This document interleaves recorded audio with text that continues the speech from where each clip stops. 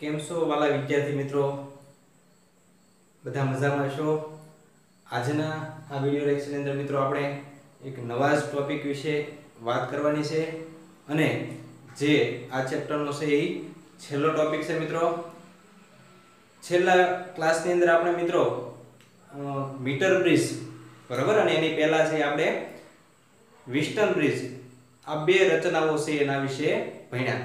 આ બંને રચનાઓ મિત્રો આપણે ખ્યાલ છે કે એનો ઉપયોગ આપણે અજ્ઞાત અવરોધ શોધવા માટે કરીએ છીએ. તો એવી જ એક રચના છે એ આપણે આજે જોવાની છે અને એ છે પોટેન્શિયોમીટર. સૌપ્રથમ તો આ સાધન વિશેની માહિતી આપું કે સાધન એનો ઉપયોગ શો થાય છે બરોબર, અને પછી આપણે એની રચના જોઈએ અને પછી કેટલીક ગાણિતિક પ્રક્રિયાઓ છે આપણે આજે કરવાની છે મિત્રો. હવે પોટેન્શિયોમીટર નામ છે પોટેન્શિયોમીટર, બે શબ્દોથી બનેલું છે પોટેન્શિયલ અને મીટર. હવે નામના આધારે ખ્યાલ આવી જાય કે આ સાધનનો ઉપયોગ છે શું માપવા માટે થાય. પોટેન્શિયલ ઇંગ્લિશ નામ છે પોટેન્શિયલ. પોટેન્શિયલ એટલે વિદ્યુત સ્થિતિમાન અથવા તો વોલ્ટેજ ડ્રોપ.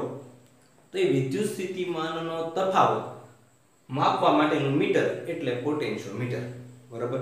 હવે તમને થશે મિત્રો કે વિદ્યુત સ્થિતિમાનનો તફાવત માપવા માટે તો આપણે વોલ્ટમીટરનો ઉપયોગ કરીએ છીએ, તો પછી આ પોટેન્શિયોમીટર શા માટે? તો પોટેન્શિયોમીટર મિત્રો એક કરતાં વધારે ઉપયોગો ધરાવે છે. માત્ર વોલ્ટેજ જ નહીં, એ સિવાય એનો ઉપયોગ છે એ બેટરીનો આંતરિક અવરોધ શોધવા માટે પણ થાય છે. બીજી એક બાબત એ મહત્વની છે કે વોલ્ટમીટર છે તો એ એક્યુરેટ વોલ્ટેજ માપવા માટે ઉપયોગ ન થતો. જ્યારે એક્યુરેટ વોલ્ટેજ માપવાના હોય ત્યારે આપણે પોટેન્શિયોમીટરનો ઉપયોગ કરીએ છીએ. બીજું કે વોલ્ટમીટર દ્વારા વોલ્ટેજ છે આપણે સરળતાથી માપી શકીએ, જ્યારે આ પોટેન્શિયોમીટર દ્વારા ઘણી બધી પ્રક્રિયાઓ પ્રોસેસ દ્વારા આપણે અથવા તો ગાણિતિક પ્રક્રિયાઓ દ્વારા છે આપણે વોલ્ટેજ મળે છે. પરંતુ ફાયદો આનો એ છે મિત્રો કે આના દ્વારા જે વોલ્ટેજ મળે છે આપણે EMF મળે છે એ પરફેક્ટ મળે છે બરાબર. એટલે આનો ઉપયોગ એની માટે થાય છે. તો આના ઉપયોગો ક્યાં છે એ પણ આપણે નોંધી લઈએ મિત્રો. સૌપ્રથમ એનો પહેલો ઉપયોગ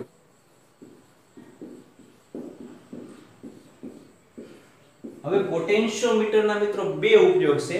એમાંનો પહેલો ઉપયોગ છે કે બે વિદ્યુત કોષો ના EMF ની સરખામણી કરવા માટે બરાબર. પહેલો ઉપયોગ શેમાં થાય છે મિત્રોનો?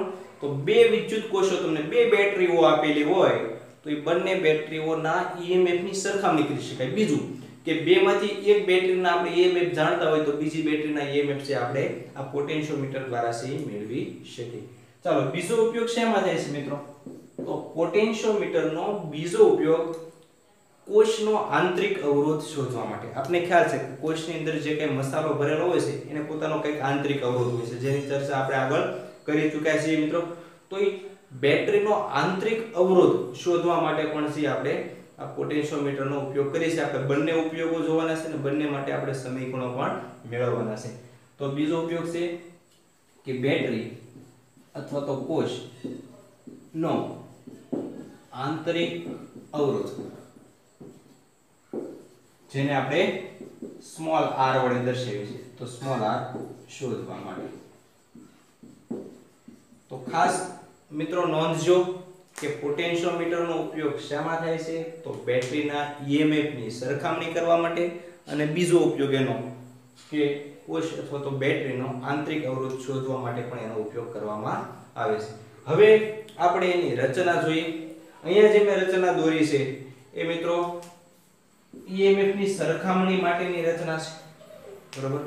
ત્યારબાદ આપણે બીજી પણ એની રચના જોશું. એમાં આપણે એનો આંતરિક અવરોધ શોધવા માટે કઈ રીતના છે એનો જોડાણ કરવામાં આવે છે તો એ પણ જોશું. અહીંયા આપણે બે બેટરી છે અને EMF ની સરખામણી કરવા માટે પોટેન્શિયોમીટર નામનું સાધન છે આપેલું છે.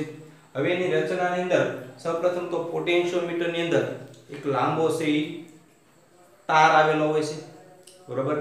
હવે આ જે અવરોધક તાર છે એ સમાન આડછેદ વાળો છે લેવામાં આવે છે. સમાન આડછેદ વાળો એનો મતલબ એવો છે કે આખા તાર, દાખલા તરીકે આવો તાર હોય તો અહીંથી અહીંયા સુધી આડછેદ સમાન જ હોય, અલગ અલગ નહીં. અહીંનો જે આડછેદ છે એ જ આડછેદ છે અહીંનો હોય.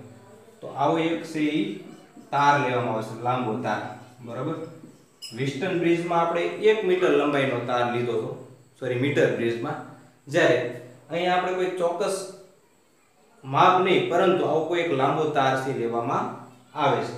તો હવે એ તાર છે એની અંદર આડછેદ છે એ સમાન હોય એવો એક તાર છે એ લેવામાં આવે છે. આ તારને એના બંને છેડાઓ છે, દાખલા તરીકે અહીંયા એક છેડો એ આગળ અને બીજો છેડો છે એ સી આગળ જડી દેવામાં આવે છે, અને તાર છે આવી રીતના આખો લાંબો ગોઠવવામાં નથી આવતો, પરંતુ એ તારના નાના નાના છે એ ભાગ પાડવામાં આવે છે, અને દરેક ભાગને આવી ધાતુની પટ્ટીઓ, અહીંયા જે છે દર્શાવેલ છે આ ધાતુની પટ્ટીઓ છે. દાખલા તરીકે અહીંથી આપણે તારને અહીંથી જોડીએ તો એ થી અહીં સુધી એક તાર જોડવામાં આવે, આ ધાતુની પટ્ટીથી બીજો એક તાર જોડવામાં આવે, પછી અહીં એક બીજી ધાતુની પટ્ટી રાખવામાં આવે, ત્યાંથી ફરી પાછો એનો બીજો તાર છે ત્યાંથી જોડવામાં આવે, એક જ ધાતુનો, બરોબર, સરખા આડછેદ વાળો, ફરી પાછો અહીં એક ધાતુની પટ્ટી સાથે જોડવામાં આવે. તો આવી રીતના એના જુદા જુદા ભાગ પડીને એને ભેગો કરવામાં અથવા તો એક આખી રચના તૈયાર કરવામાં આવશે. બરોબર, આખો તાર આપણે લાંબો રાખે તો સાધન બહુ મોટું થઈ જાય મિત્રો, જેથી એક જગ્યાએ બીજી જગ્યાએ લઈ જવું છે સરળ રહે ને, એટલા માટે એના વચ્ચે વચ્ચે ધાતુની પટ્ટીઓ છે રાખવામાં આવતી હોય છે મિત્રો. હવે આ રીતના એ અને સી ની વચ્ચે આખો તાર છે જોડી દેવામાં આવે છે. બરોબર, અત્યારે આપણે રચના જોઈએ છે મિત્રો. રચનાની અંદર આપણે વાત કરી એ થી સી સુધી જોડેલા તાર. બરોબર, હવે આગળ જોઈએ તો આ એ અને સી બિંદુની વચ્ચે એક બેટરી જોડવામાં આવે છે. બરોબર, આ એ બેટરી નથી જેમની આપણે ઈએમએફ ની સરખામણી કરવાની છે. બરોબર, આ આપણે વિદ્યુત સોર્સ સ્ત્રોત બેટરી જોડેલી છે મિત્રો, કે જ્યાંથી આપણે પ્રવાહ પસાર કરવાનો છે, પણ અહીંથી આ રીતના પ્રવાહ છે પસાર થશે આખા પરિપથમાં, એટલે એ બેટરી છે જેની સરખામણી કરવાની છે. એ બંને બેટરીઓ આપણે અહીંયા જોડેલી છે. ત્યારબાદ બેટરીની સાથે શું જોડવામાં આવશે તો એક અવરોધ પેટી અથવા તો રેઝિસ્ટર, બરાબર, અથવા તો આને આપણે શું કહીએ રિઓસ્ટેટ કહીએ છીએ, બદલી શકાય તેવો રેઝિસ્ટર અથવા તો એને રિઓસ્ટેટ કહીએ છીએ. તો એવો રિઓસ્ટેટ જોડવામાં આવે છે, એની સાથે કળ ચાલુ બંધ કરવા માટે જોડેલી હોય છે. તો આ રચના થઈ ગઈ એ થી સી વચ્ચેનું જોડાણ. બરાબર, એની સાથે આ બાજુ અવરોધક તાર જોડવામાં આવે છે. બીજું કે અહીંયા બે બેટરીઓ છે સમાંતરમાં જોડવામાં આવે છે, કે જેના ઈએમએફ ની આપણે સરખામણી કરવાની છે. એક એપ્સિલોન 1 ઈએમએફ વાળી બેટરી છે, બીજું એપ્સિલોન 2 ઈએમએફ વાળી બેટરી છે. બંનેને પોતાનો કંઈક આંતરિક અવરોધ પણ છે મિત્રો. હવે અહીંયા એક દ્વિમાર્ગી કળ રાખેલી હોય છે. આ કળ છે બરાબર, જેનું જોડાણ કરવાનું હોય. દાખલા તરીકે આપણે પહેલી બેટરીનું જોડાણ કરવાનું છે, તો પહેલે અને ત્રીજું બિંદુ 1 અને 3 બિંદુને તમે જોડી દો તો આ પહેલી બેટરી ચાલુ થશે મિત્રો. તો એવી રીતે આ બીજી બેટરી આપણે મિત્રો જોડવી તો 2 અને 3 બિંદુઓ છે એને જોડવામાં આવે, જેથી કરીને આખો માર્ગ છે જોડાઈ જાય અને બીજી બેટરી ચાલુ થઈ જાય.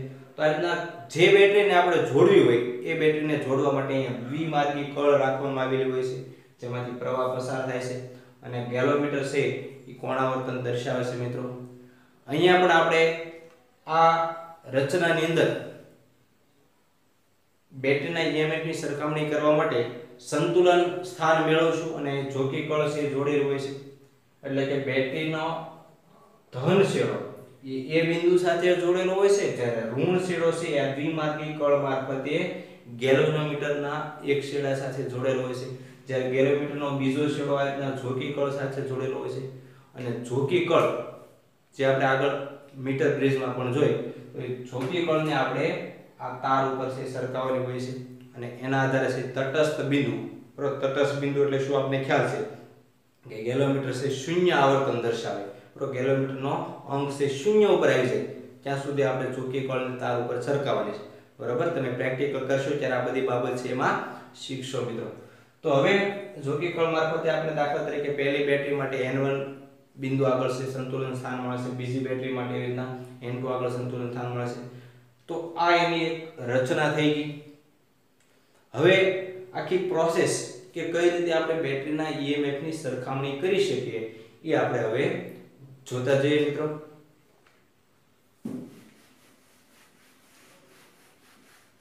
અત્યાર સુધી આપણે પોટેન્શિયોમીટર છે એનો ઉપયોગ શું થાય, એની રચના, એ બાબતની ચર્ચા કરી. હવે આપણે ઈએમએફ ની ગણતરી અથવા તો સરખામણી કઈ રીતે કરી શકાય એ જોવાનું છે મિત્રો। હવે એની માટે આપણે સૌપ્રથમ આ તારને પોતાનો કંઈક અવરોધ હશે, બરાબર। ધારો કે આખા તારની લંબાઈ A થી C સુધીના તારની લંબાઈ આપણે ધારી લઈએ, ધારો કે L છે, ધારો કે A થી C સુધીના તારની લંબાઈ L છે। આપણે ધારી લીધું કે A થી C સુધીનો ટોટલ તાર કેટલી લંબાઈનો છે મિત્રો? L લંબાઈનો છે। હવે સૌપ્રથમ આપણે આ તારનો એકમ લંબાઈ દીઠ વોલ્ટેજ છે ધારી લઈએ મિત્રો। તો ધારો કે તારનો એકમ લંબાઈ દીઠ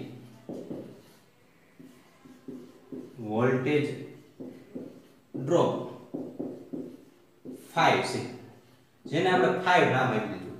5 એટલે શું મિત્રો? તો એકમ લંબાઈ દીઠ આ તારની અંદર કેટલો વિદ્યુત સ્થિતિમાનનો તફાવત ઉત્પન્ન થાય છે, બરાબર? કારણ કે આમાંથી પ્રવાહ પસાર થશે એટલે એના બે છેડા વચ્ચે, તારના બે છેડા વચ્ચે કઈક વિદ્યુત સ્થિતિમાનનો તફાવત હશે। હવે દાખલા તરીકે આપણે n1 સુધી ચાલ્યા આગળ, બરાબર? n1 સુધી જોગીકળને સરખાવી તો આપણે તટસ્થ બિંદુ મળ્યું। તો a થી n1 સુધી કઈક વોલ્ટેજ ડ્રોપ હશે તારની અંદર, એની માટે આપણે પહેલા ધારી લઈએ કે ધારો કે એકમ લંબાઈ દીઠ વોલ્ટેજ ડ્રોપ છે 5 છે, બરાબર? હવે આપણે અહીંથી શું કરવાનું છે? તો કોઈ પણ એક બેટરીને પહેલા આપણે જોડી દઈએ। ધારો કે 1 અને 3, બરાબર? પહેલું અને ત્રીજું બિંદુ એને આપણે જોડી દીધા। તો અત્યારે પહેલી બેટરી આપણે જોડી છે મિત્રો। હવે પહેલી બેટરીને જોડશું એટલે શું થશે કે આમાંથી પ્રવાહ પસાર થશે, બરાબર? આપણે પહેલી બેટરીને જોડી એટલે બેટરી છે જોડાય છે એટલે એમાંથી પ્રવાહ પસાર થશે આ બેટરીમાંથી। આપણે શું કરવાનું છે મિત્રો? અહીં આગળ જોકીકળને રાખીને આગળ ધીમે આગળ લેતી જવાની છે। ગેલોમીટરનું પણ આપણે અવલોકન કરતું જવાનું છે। ક્યાં સુધી આપણે જોકીકળને સરખાવશું? તો જ્યારે તાર ઉપર આપણે કોઈ એવું બિંદુ મળે મિત્રો કે જેમાં ગેલોમીટર છે કોણાવર્તન છે 0 દર્શાવે। તો દાખલા તરીકે n1 સુધી આપણે જોકીકળને લાવ્યા ત્યારે ગેલોમીટર છે એનું આવર્તન 0 થઈ ગયું। તો હવે ત્યાં આપણે અટકી જવાનું છે મિત્રો। અને ધારો કે આ A થી n1 સુધીનું અંતર છે L1 છે, બરાબર? ધારો કે A થી n1 એટલે કે an1 અંતર L1 છે કે જ્યાં સંતુલન બિંદુ n1 મળે છે, બરાબર? આપણે n1 સુધી જોકીકળને આગળ સરકાવી તો n1 આગળ આપણને છે તટસ્થ બિંદુ મળી ગયું। તો A થી n1 સુધીની લંબાઈ આપણે ધારો કે L1 ધારી લીધી। હવે આપણી પાસે એકમ લંબાઈ દીઠ વોલ્ટેજ ડ્રોપ છે તો એટલી લંબાઈનો વોલ્ટેજ ડ્રોપ આપણને મિત્રો મળી જાય કે A થી n1 સુધી વિદ્યુત સ્થિતિમાનનો તફાવત કેટલો હશે A થી n1 સુધીના તારનો। કારણ કે અહીંથી આગળ તો આપણે ગણવાનું નથી, કારણ કે જોડાણ આપણે અહીં સુધીનું જ થશે મિત્રો, n1 સુધીનું, આગળ તો જોડાણ છે નહીં। એટલે આપણે A થી n1 સુધીના તારનો વોલ્ટેજ ડ્રોપ મેળવવો હોય તો આપણે એવી ત્રિરાશી મૂકી શકીએ કે એકમ લંબાઈ દીઠ વોલ્ટેજ ડ્રોપ 5 હોય તો L1 લંબાઈ દીઠ વોલ્ટેજ ડ્રોપ બરાબર કેટલા? ખ્યાલ આવ્યો? તો E વોલ્ટેજ ડ્રોપ છે ને આપણે V ઓફ L1 નામ આપી દઈએ, બરાબર? E જે વોલ્ટેજ ડ્રોપ છે ને આપણે નામ આપી દઈએ V ઓફ L1। તો એ કેટલો થાય છે મિત્રો? તો આપણે મેળવીએ એકમ લંબાઈ 5 તો L1 લંબાઈ કેટલા એટલે કે 5L1 થશે મિત્રો। તો E વોલ્ટેજ ડ્રોપ આપણે કેટલો મળ્યો? તો 5L1 જેટલો। હવે આપણે મિત્રો એક બંધ ગાળો અહીંયા લેશું। કયો બંધ ગાળો લેશું? તો A E1 G N1 A આ એક આખો બંધ ગાળો લઈએ અને એમાં આપણે કિર્ચોફનો બીજો નિયમ છે એ વાપરીએ, બરાબર? કયો બંધ ગાળો લેશું? તો બંધ ગાળો A epsilon 1 1 3 G N1 A માં કિર્ચોફનો બીજો નિયમ વાપરતા, બરાબર? આ બંધ ગાળો આપણે લેવાનો છે મિત્રો। A થી epsilon 1 એથી 1 3 G n1 અને ત્યાંથી ફરી પાછા આપણે ક્યાં આવશું એ બિંદુ જેની અંદર બેટરી ε2 EMF વાળી બેટરી આવશે નહીં, કારણ કે અહીં જોડાણ થયેલું છે નહીં, આપણે બીજા બિંદુને જોડેલું નથી. એટલે આ આખો બંધ ગાળો એની અંદર આપણે કિર્ચોફનો બીજો નિયમ વાપરીએ તો શરૂઆત આપણે અહીંથી કરીએ, અહીંથી એ આગળ એ થી પહેલા ε1 EMF વાળી બેટરી આવે છે. બેટના પ્લસ થી માઈનસ એટલે કેવા આવશે માઈનસ, તો માઈનસ ε1. ત્યાંથી આગળ આવ્યા ગેલોમીટર, બરાબર, ગેલોમીટર છે એનો કોણ આવર્તન 0 છે એટલે એનો તો કઈ આપણે વોલ્ટેજ ડ્રોપ લેશું નહીં. ત્યાંથી આગળ આવ્યા તો n1 થી a સુધીનો તારની લંબાઈ આવે છે. હવે n1 થી a સુધી કઈક તાર આવે જે l1 લંબાઈનો. હવે l1 લંબાઈના તારની અંદર વોલ્ટેજ ડ્રોપ થાય છે. ઈ વોલ્ટેજ ડ્રોપ કેટલો છે તો આપણે ખબર છે 5l1 છે, બરાબર. પ્લસ લેશું કે માઈનસ, તો પ્રવાહ આપણે જોશું તો અહીંથી આમ આવે છે, સામે આવે છે, એટલે આપણે કેવા લેશું પ્લસ, કારણ કે આપણે અહીંથી જોયું તો બેટરીમાંથી પ્રવાહ એટલા સામે આવશે એટલે EMF આપણે પ્લસ લેશું 5l1 અને બરાબર કેવા આવશે 0 આવશે, કારણ કે ફરી પાછા આપણે એ બિંદુ સુધી આવી ગયા. ખ્યાલ આવ્યો? ફરી વખત નો ખ્યાલ આવ્યો તો અહીંથી આગળ આવ્યા તો પ્લસ થી માઈનસ ε1 EMF વાળી બેટરી, ત્યાંથી આગળ આવ્યા તો n1 છેડો આવ્યો. n1 થી a સુધીનો વોલ્ટેજ ડ્રોપ આપણને ખબર છે, a થી n1 સુધીનો કેટલો છે 5l1, બરોબર, તો પ્લસ 5l1 પ્રવાહ સામે છે આવે છે એટલે પ્લસ આવશે. આ ε1 ને સામાન્ય સરખાવીએ તો આપણે ઈ પ્લસ થઈ જશે, ε1 બરાબર શું આવશે 5l1. આને સમીકરણ નંબર આપી દઈએ આપણે 1, બરાબર. પહેલું સમીકરણ આપણે મળી ગયું ε1 બરાબર 5l1. હવે આની આ પ્રોસેસ આપણે શેના માટે કરવાની છે તો બીજી બેટરી માટે કરવાની. ખ્યાલ આવે છે? જે આપણે પહેલી બેટરી માટે પ્રોસેસ કરી એ જ પ્રોસેસ આપણે બીજી બેટરી માટે કરવાની છે. એની માટે આપણે શું કરવાનું છે તો 1 અને 3 ને આપણે ઓપન કરી દેવાના છે અને કોને જોડી દેવાના છે તો 2 અને 3 બિંદુને જોડી દઈશું. દ્વિમાર્ગી કળ છે એટલે તમે કોઈ પણ માર્ગે છે પ્રવાહને પસાર કરી શકો. તો 2 અને 3 આ બંને બિંદુને જોડી દઈશું એટલે હવે ε2 EMF વાળી બેટરી ચાલુ થઈ જશે. ફરી પાછો ગેલોમીટર છે કોણ આવર્તન ચાલુ થઈ જશે, કારણ કે અહીંયા આપણે બીજી બેટરી વાપરી છે એટલે એનું તટસ્થ બિંદુ કંઈક અલગ મળશે, કારણ કે એનો EMF અલગ છે. તો હવે ફરી પાછા જોકી કળને આપણે આગળ સરકાવવાનું ચાલુ કરશું. તો હવે n2 આગળ, બરાબર, n2 બિંદુ આગળ આપણે ફરી પાછું ગેલોમીટર કેવું કોણ આવર્તન દર્શાવે છે 0 દર્શાવે છે. અને a થી n2 સુધીનું અંતર ધારો કે કેટલું છે l2 છે. હવે a થી n2 સુધીનું અંતર બદલાવું તો વોલ્ટેજ ડ્રોપ પણ કઈ બદલાવાનો હશે, તો એ વોલ્ટેજ ડ્રોપ આપણે ફરી પાછા નોંધી લઈએ. ખ્યાલ આવ્યો? અહીંયા આપણે એક સમીકરણ મળ્યું એનું સાઈડમાં લખી નાખું છું અહીંયા કે ε1 બરાબર આપણે મળ્યા 5l1. આ સમીકરણ 1 નું, બરાબર. હવે આની આ પ્રોસેસ આપણે બીજી બેટરી માટે કરવાની છે મિત્રો. તો હવે એની માટે આપણે વોલ્ટેજ ડ્રોપ કેવી રીતે મેળવશું તો આની જેમ જ ત્રિરાશિ કે એકમ લંબાઈ દીઠ વોલ્ટેજ ડ્રોપ 5 હોય તો હવે l1 છે એની જગ્યાએ આપણે કેટલા લઈશું l2 લંબાઈ દીઠ વોલ્ટેજ ડ્રોપ છે કેટલો થાય છે મિત્રો તો એને આપણે v of l2 કહીએ તો એ કેટલો મળશે આપણે 5l2 મળશે. હવે ફરી પાછો આપણે કિર્ચોફનો નિયમ છે બંધ ગાળો કયો લઈશું તો a ε2 2 3 g n1 અને a, બરાબર. બંધ ગાળો એ ε2 2 3 g n2 a માટે કિર્ચોફનો નિયમ વાપરતા કિર્ચોફનો બીજો નિયમ વાપરતા, બરાબર. કિર્ચોફનો બીજો નિયમ હવે આપણે ક્યાં બંધગાળા માટે લગાડશું તો a ε2 2 3 g n2 અને a. હવે ઉપરની જે બેટરી છે પહેલી બેટરી એની અંદર જોડાયેલી હશે નહીં. તો હવે એ આગળથી આપણે શરૂઆત કરી તો પ્લસ થી માઈનસ એટલે માઈનસ ε2, ત્યાંથી આગળ આવ્યા ગેલોમીટર, ત્યાંથી આગળ આવશું તો n2 બિંદુ. હવે a થી n2 સુધીનો જે તાર છે એનો વોલ્ટેજ ડ્રોપ આપણે ઉપર મેળવી લીધો l2 લંબાઈનો, બરાબર. એ આપણે કેટલો મળ્યો તો 5l2, બરાબર. તો અહીંયા પ્લસ 5l2 બરાબર 0, કારણ કે પ્રવાહમાં પણ આપણે સામે મળશે એટલે પ્લસ લેશું આનો વોલ્ટેજ, બરાબર. ε2 ને સામે સરખાવી દઈએ ε2 બરાબર કેટલા આવશે 5l2. આને સમીકરણ નંબર 2 આપી દઈએ આપણે. તો બીજું સમીકરણ આપણે મળ્યું ε2 બરાબર 5l2, ε2 બરાબર 5l2 સમીકરણ નંબર 2.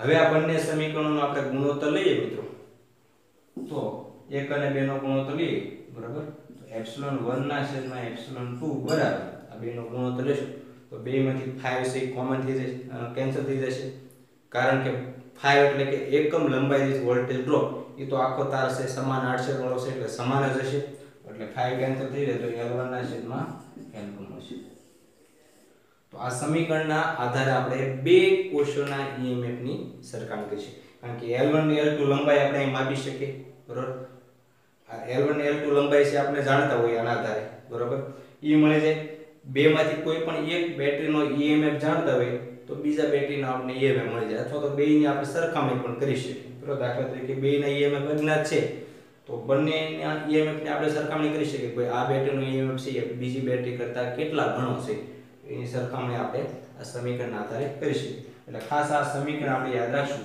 કે પહેલી બેટરીનું EMF છેદમાં બીજી બેટરીનું EMF બરાબર પહેલી બેટરી માટે તટસ્થ બિંદુનું અંતર છેદમાં બીજી બેટરી માટે તટસ્થ બિંદુનું અંતર એટલે કે L1 ના છેદમાં L2 તો આપણે પહેલો ઉપયોગ જોયો પોટેન્શિયોમીટરનો ઉપયોગ બે બેટરીના EMF ની સરખામણી કરવા માટે હવે આવો જ આપણે એનો બીજો ઉપયોગ જોવાનો છે અને એ છે કોષોનો આંતરિક અવરોધ છે કેવી રીતે આપણે શોધી શકીએ તો જોઈએ હવે પરિપથમાં માત્ર થોડો કસ ફેરફાર થશે થોડો શો ફેરફાર થશે તો બે બેટરી છે એની જગ્યાએ આપણે એક બેટરી કરશું બરાબર અને એક બેટરી જે કાઢશું એની જગ્યાએ આપણે અવરોધ પેટી છે જોડવાની છે બરાબર તો જોઈએ હવે એનો પરિપથ અને એની તારવણી તો ચાલો મિત્રો હવે પોટેન્શિયોમીટરની મદદથી આપણે કોષનો આંતરિક અવરોધ કઈ રીતે શોધી શકીએ બરાબર એનો પરિપથ જોઈએ તો પરિપથની અંદર મિત્રો ખાલી એક જ ફરક છે આપણે જે હમણાં આગળ પરિપથ જોયો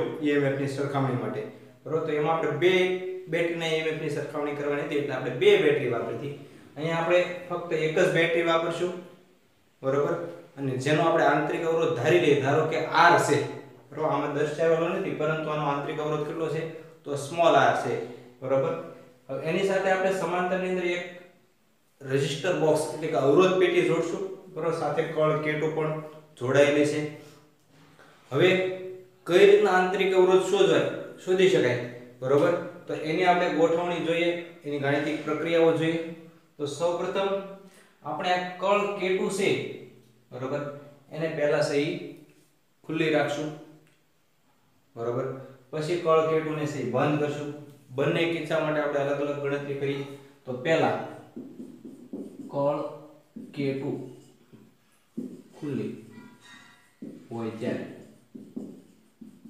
હવે જ્યારે કળ K2 ખુલ્લી હશે બરાબર ત્યારે એમાંથી પ્રવાહ પસાર થશે નહીં બરાબર આ કળ ચાલુ છે K1 તો આપણે હંમેશા ચાલુ જ રાખવી પડશે કારણ કે આપણે પ્રવાહ છે બેટરીમાંથી પસાર કરવા માટે આ કળને આપણે ચાલુ કરશું એ મુખ્ય કળ છે આપણી તો આ કળને ચાલુ કરી એટલે આમાંથી પ્રવાહ પસાર થવાનું શરૂ થશે મિત્રો હવે આ કળ K2 બંધ છે એટલે અહીંથી આમાં પ્રવાહ જવાનો નથી મિત્રો પ્રવાહ સીધો ક્યાંથી જશે તો એથી આ EMF વાળી બેટરીમાંથી આ રીતના પ્રવાહ પસાર થશે હવે આપણે શું કરવાનું છે મિત્રો તો જોકી કળને આ તાર ઉપર સરકાવવાની છે મિત્રો અને તાર ઉપર સરકાવીને એક તટસ્થ બિંદુ આપણે એવું મેળવવાનું છે કે જેમાં ગેલોમીટર છે એનું કોણાવર્તન કેવું દર્શાવે 0 અને જ્યારે ગેલોમીટર કોણાવર્તન 0 દર્શાવે ત્યારે એમાંથી વહેતો પ્રવાહ I કેવો છે 0 છે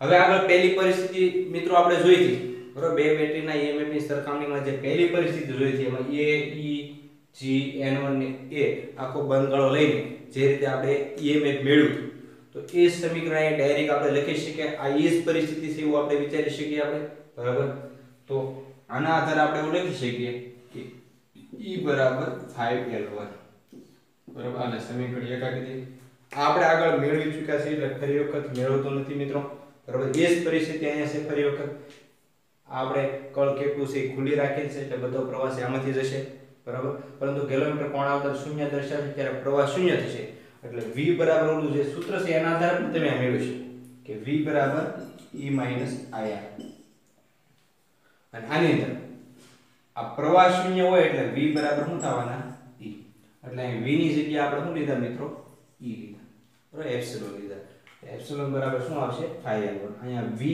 લખવાની જરૂર નથી કારણ કે V ને E બંને કેવા થાય સરખા થશે મિત્રો।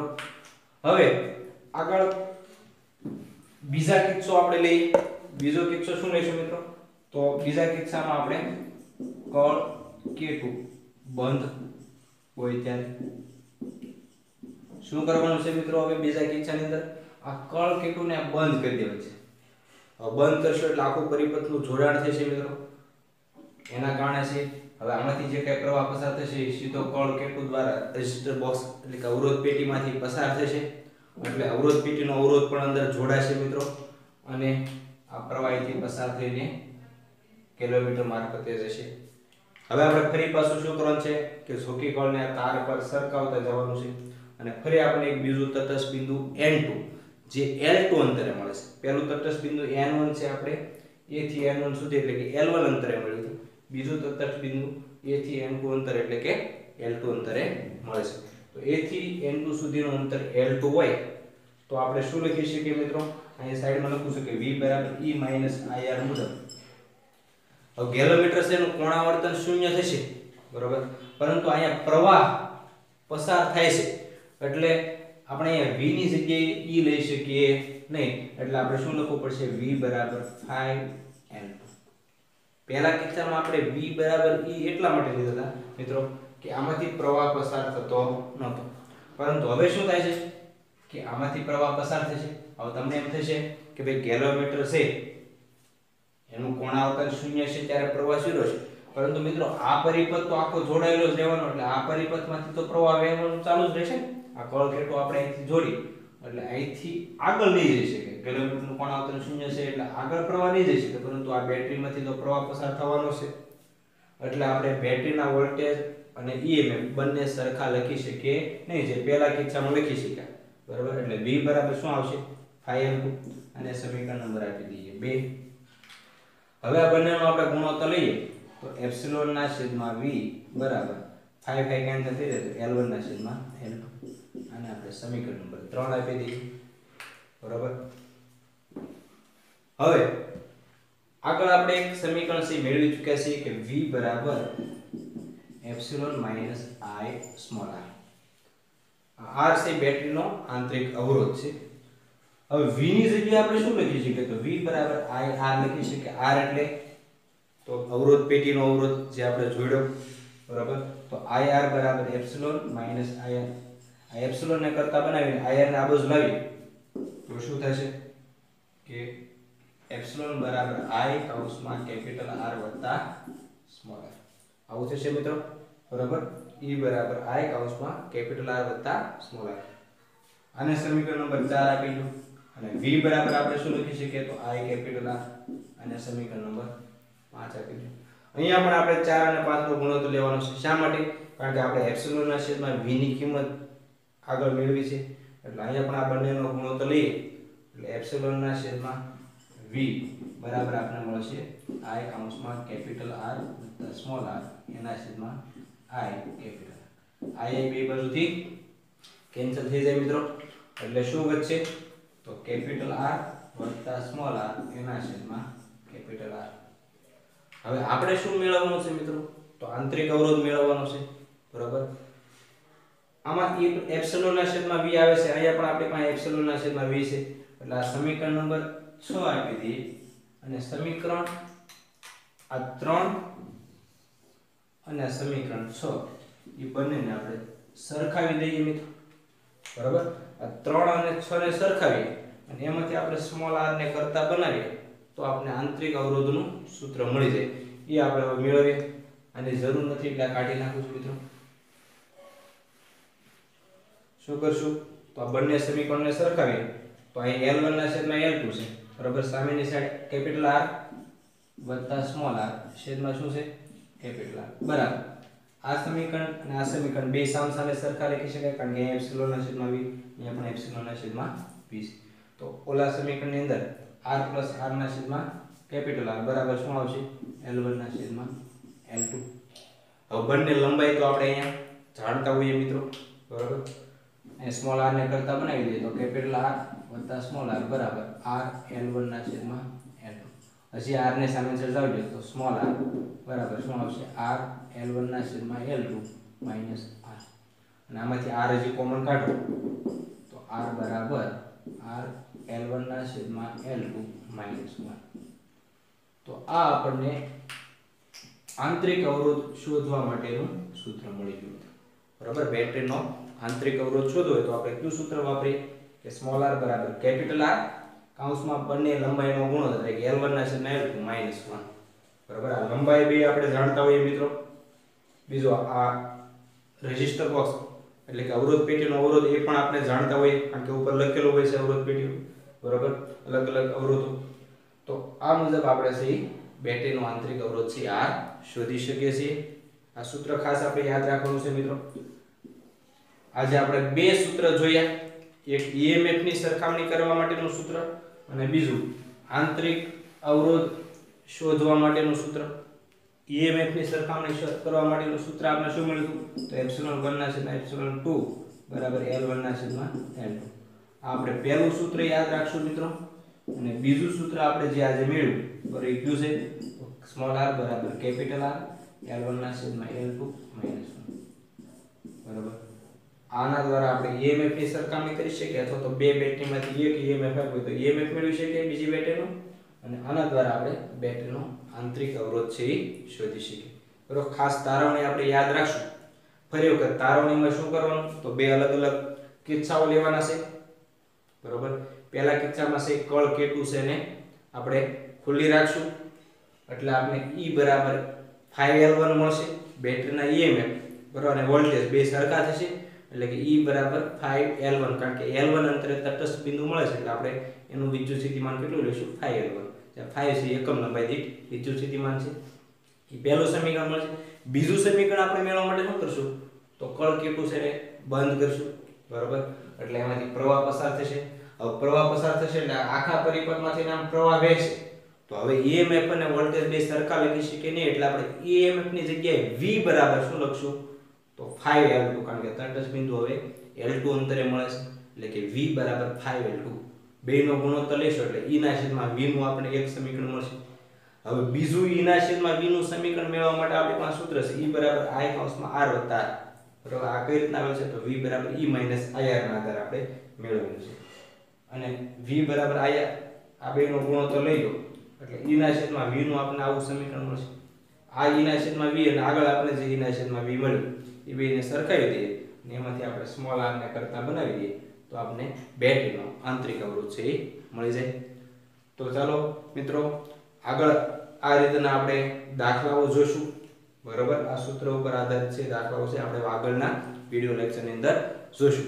તમે આજે જે આપણે પોટેન્શિયોમીટરના બંને ઉપયોગો જોયા એ બંને ઉપયોગોની તારવણી બરાબર ઘર બેઠા 2 થી 3 વખત કરશો જેથી કરીને તમને સરળતાથી છે એની ગણતરી પણ આવડી જાય અને એના ઉપર આધારિત દાખલા પણ છે એ સમજાઈ જાય. ખાસ કરીને આ પરિપથ છે એ પણ જોયા વગર 2 થી 3 વખત છે દોરવાનો પ્રયત્ન કરજો. ચાલો મિત્રો, તો આજના આ વિડિયો લેક્ચરમાં બસ આટલું જ. હવે આપણે આ ચેપ્ટરની અંદર થિયરીની દ્રષ્ટિએ જોઈએ તો બધું પૂરું થઈ ગયું છે આ ચેપ્ટર, પરંતુ દાખલાઓ જે કઈ સ્વાધ્યાયના આપણે ગણવાના બાકી છે તે આપણે જોઈને આ ચેપ્ટર છે એને પૂર્ણાહુતિ આપશું. ચાલો રજા લઈએ.